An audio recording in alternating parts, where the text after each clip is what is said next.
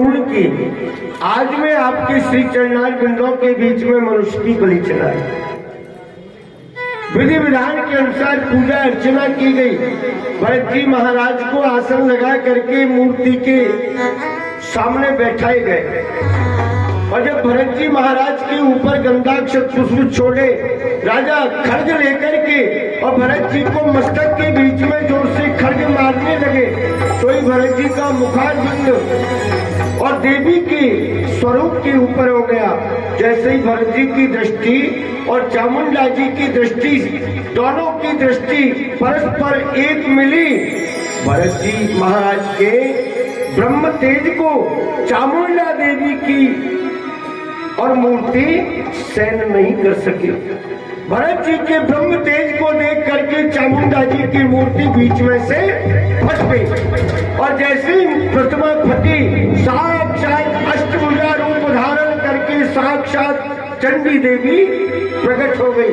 बोलिए सच्चे दरबार जय हो। साक्षात चामुंडा देवी प्रकट हो गई। शंख, चक्र, नागपाश, खप्पर, त्रिशूल, खड्ग, वज्र हाथ में ले रखा है। लपलपाती जिनकी जिह्वाएं काल रात्रि के समान जिसके नेत्र हैं। महाराज सबसे पहले जो पूजा कराने वाले पंडा पुजारी थे ना, सबसे पहले तो उनका मस्तक काटा। फिर जो बाजा बजाने वाले थे उनको पकड़ लिए, उनको अंगभंग कर दिए, राजा का मस्तक काट दिया। कुछ लोग इधर उधर भागने के लिए लगे, दौड़ने के लिए लगे, सारे लोग तितर बितर हो गए। थोड़े से समय के बीच में मंदिर प्रांगण जो राजा के कर्मचारियों से भरा हुआ था वो थोड़ी देर में ही खाली हो गया। अकेले भरत जी महाराज रह गए। भरत जी महाराज भोले भाले, सीधे साधे। जगदम्बे ने आकर के और भरत जी को दर्शन दिए, भक्ति का वरदान दिया और भक्ति का वरदान दे करके अपनी मूर्ति में जाकर के और चामुंडा जी समाहित हो गई, अपनी मूर्ति में समा गई। भरत जी महाराज देखने लगे कि मेरे अलावा यहाँ दूसरा कोई नहीं है। खड़े होकर के और माता जी को प्रणाम करके उसी अपने बाजरे के खेत में वापस आकर के बैठे। ऐसे भरत जी महाराज जिन्होंने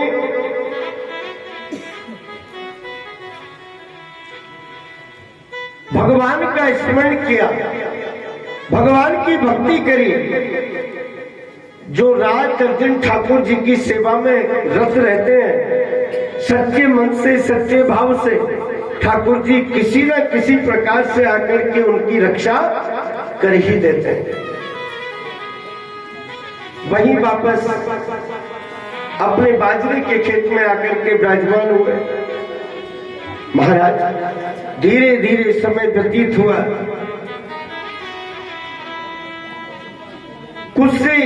कुछ समय पश्चात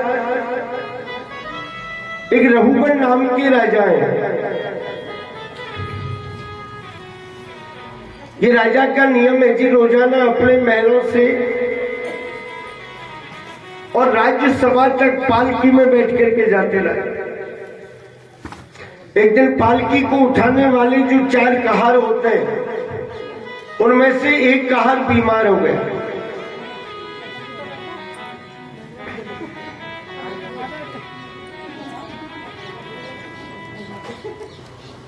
एक कहार बीमार हुआ। राजा पालकी में आकर के विराजमान हुए। कहारों से कहा जी पालकी उठाओ। बोले महाराज आज तो हम 3 ही रह गए। बोले एक खाए, बोले एक बीमार हो गए। तो बोले अपने राज्य के बाहर चले जाओ और जो भी कोई मिले उसे पकड़ करके लाओ। राजा का आदेश। कहार जैसे ढूंढने के लिए गए, संयोग की बात वही भरत जी महाराज मिल गए। भरत जी को लेकर के आए राजा पालकी के बीच में बैठे हुए हैं। भरत जी को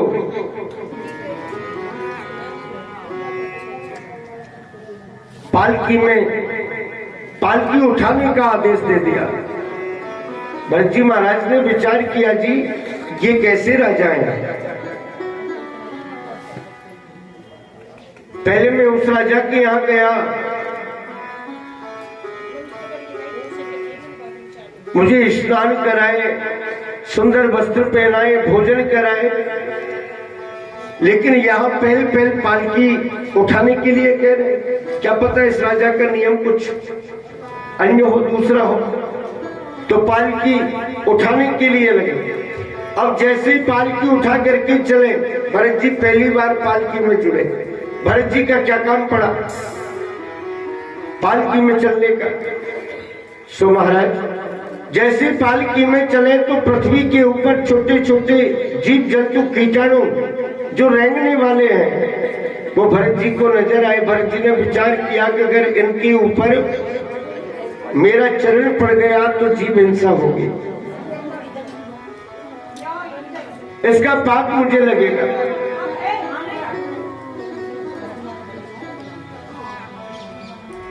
सो क्या करना चाहिए। जैसे ही छोटे छोटे जीव नजर आते रेंगते, भरत जी महाराज लंबी डगमारते, छलांग लगाते। और जब भरत जी छलांग लगाते तो वो राजा पालकी में उछलता। यहां से कूदते वहां जाकर के कूदे, यहां से उछले वहां जाकर के कूदे, तो राजा पालकी में उछले। राजा कहने के लिए लगे, रही कहा रो आज किस तरह से चल रहे हो, तुमसे पालकी चलाना नहीं आता। बोले महाराज हम तो सही चल रहे, लेकिन ये जो नयो कहा रहे हो ना, इस पर चलना नहीं आता। बोले इसको सही तरीके से समझा दो। उन्होंने कहा भैया सही तरीके से चलो, पालकी में राजा है, अगर नाराज हो जाएगा तो दंड देगा। भरत जी महाराज कुछ नहीं कहते, मन में सोच रहे कि राजा ये तो आज राजा है, अरे हम तो 2 जन्म पहले राजा रह लिए, लेकिन हमने कभी किसी ब्राह्मण का अपमान नहीं किया, और ये आज राजा है और कल ये राजा नहीं होगा। जब क्या बनेगा इसका। मनुष्य को, जीव को कभी भी किसी भी बात को लेकर के अहंकार नहीं करना चाहिए। क्यों? क्योंकि समय एक जैसा नहीं होता, समय बदलता रहता है।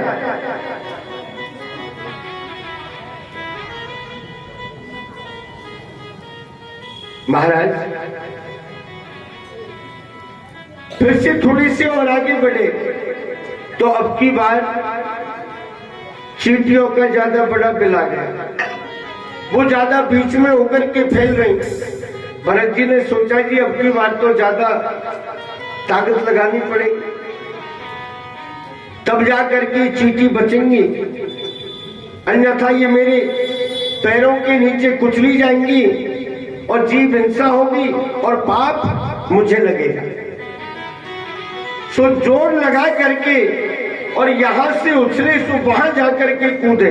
अब की बात तो इतना जोर लगा दिया कि पालकी के सहित वो राजा नीचे गिर गया। राजा को क्रोध आ गया, लाल लाल नेत्र हो गए, होठ फड़फड़ाने के लिए लग गए, भुजा फड़कने के लिए लग गए, कहने के लिए लगे रे मूर्ख, तुझे ये सीधा साधा काम बताया, तुझसे ये काम नहीं हो सका। सादा काम में पालकी में जुड़ना, पालकी को उठा करके चलना, ये काम तेरे द्वारा नहीं हो सका। लेकिन होगा भी कैसे। व्यंग्यात्मक शब्दों का प्रयोग राजा करने के लिए लग गए भरत जी महाराज, व्यंग देने लग गए। क्या व्यंग दिए? हट्टा कट्टा मोटा डाटा शरीर था ना भरत जी का, तो व्यंग्यात्मक में कह रहे हैं। व्यंग्यात्मक शब्द होता है जैसे किसी का काला रंग है, कोई काला व्यक्ति है अब उसको आवाज दो, अरे भैया भूरे इतने ही हो, तो वो समझ जाएगा कि मैं काला हूं इसलिए ये भूरा क्या बोल रहा है। ये व्यंग्यात्मक शब्द हो गया। भरत जी महाराज को व्यंग्यात्मक शब्द देने लगे। हट्टा कट्टा मोटा डाटा शरीर था भरत जी का, तो कहने लगे, बोले कैसे पालकी उठाई जा सकती है, ये तो एकदम से कमजोर व्यक्ति है, अरे एकदम से पतला दुबला है, इसके शरीर में इतना बल कहां जो ये पालकी को उठा सके। और मुझे लगता है न जाने कई दिन से तो इसने भोजन भी ना किए होंगे, ये तो भूखा भी लग रहा है। भरत जी महाराज राजा की सारी बातों को, व्यंग्यात्मक शब्दावलियों को और सुनते रहे। अब जैसे ही सुनते हुए चले गए, जब राजा ने सब कुछ कह लिया, अंत में जब शांत हो गए राजा, फिर भरत जी महाराज ने राजा को कहा, रे राजा तूने सब कुछ कह लिया, अब सुन, मेरा ये हट्टा कट्टा मोटा डाटा शरीर है, इसलिए तू मुझे कह रहा पतला दुबला। शरीर से क्या होता है, किसी का पतला दुबला रह जाए, किसी का हृष्ट पुष्ट हो जाए, शरीर से क्या फर्क पड़ता है। लेकिन जीवात्मा, ये जीव शरीर के अंदर जो आत्मा है ना, ये सबकी समान, सबकी बराबर है। चींटी से लेकर के हाथी तक सबकी आत्मा समान होती है।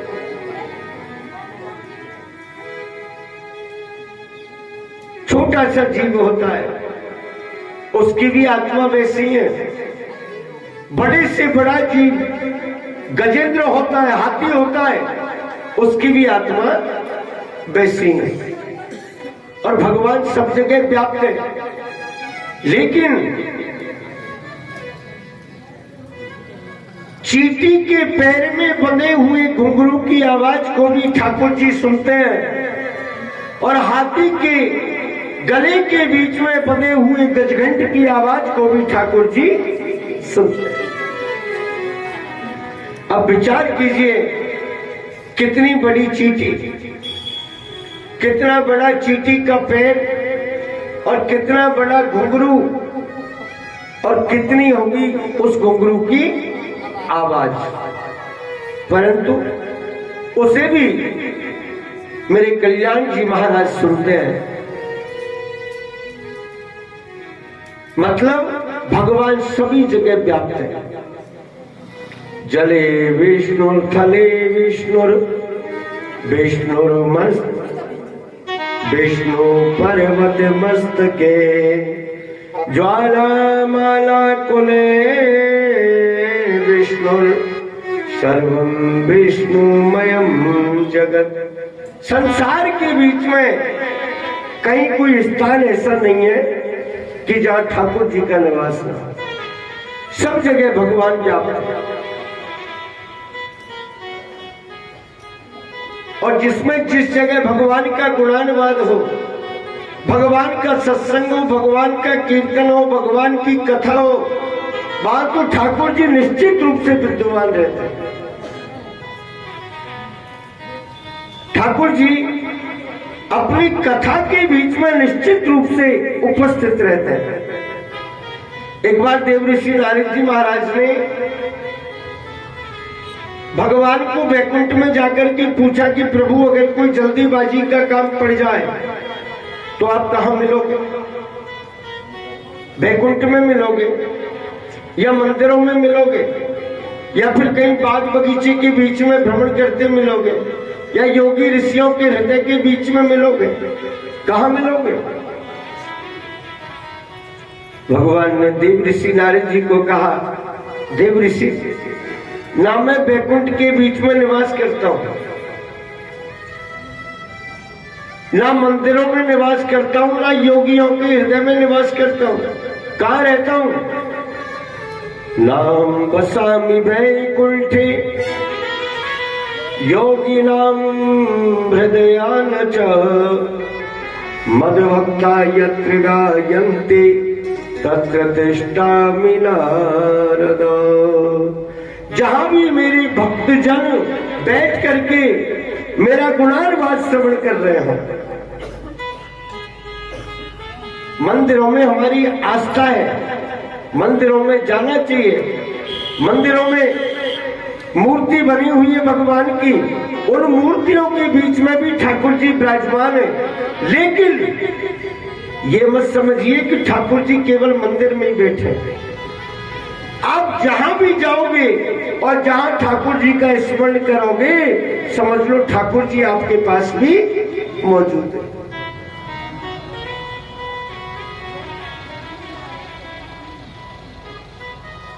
ना हम बसामि वैकुंठे योगिनां हृदयान च मद्भक्ता यत्र गायन्ति तत्र तिष्ठामि नारद। जहां भी मेरे भक्तजन बैठ करके और मेरा स्मरण कर रहे हो, मेरा गुणानुवाद गा रहे हो, वहां सब जगह और मेरे गोविंद का निवास है। बंधुओं, अंत में भरत जी महाराज राजा रघुगण के लिए भवाटवी का वर्णन करके बताते हैं। बोले राजन, इस संसार के बीच में ये जीवात्मा शरीर किसी का पतला रह जाए, किसी का मोटा ताजा हो जाए, परंतु ये जीव सबका एक जैसा होता है, सबका समान होता है। मनुष्य में भी वही जीव है, पशुओं में भी वही है, पक्षियों में भी वही है। रेंगने वाले जो जीवाणु है ना, उनके अंदर भी वही जीव है।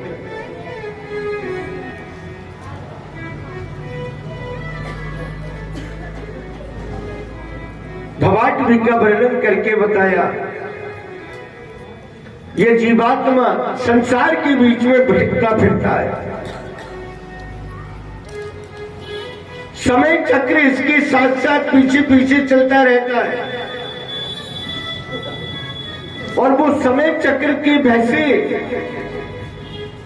ये संसार रूपी अंध कुएं में आयु रूपी बेलड़ी को पकड़ करके और लटका रहता है 100 वर्ष तक, और इसे छोड़ने का मन नहीं करता, लटका रहता। ये क्या है? इस आयु रूपी बेलड़ी के बीच में मधुमक्खी का छत्ता लगा हुआ है। कभी कभी इसके लिए वो डंक मारे तो समझ लो घर में परिवार के बीच में किसी को हानि बीमारी हो गई तो परिवार का जो मुखिया है ना, सबसे ज्यादा कष्ट उसी को होगा। तो समझ लो वो मधुमक्खी का डंक लग रहा है। और कभी कभी मधुमक्खी के छत्ते से रस टपकने लगता है और ये जीव के मुखार बंद में जब वो रस पहुंचता है तो इससे बड़ा आनंद मिलता है। देखो, है तो मधुमक्खी का छत्ता, लेकिन कितना मिठास है, कितना मिठास है इसके बीच में। जैसे कहा ठाकुर जी की कृपा, भगवान की कृपा,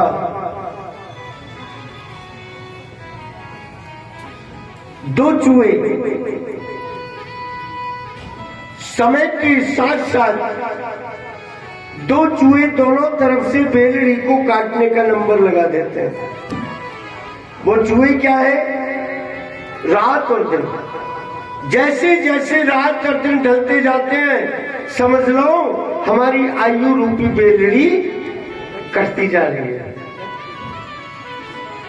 आजकल माता पिता अपने बालकों का जन्मदिन मनाते हैं। ठीक है, जन्मदिन मनाइए, जन्मदिन मनाना कोई बुरी बात नहीं है, अच्छी बात है, लेकिन अच्छे तरीके से मनाओ तो अच्छी बात है।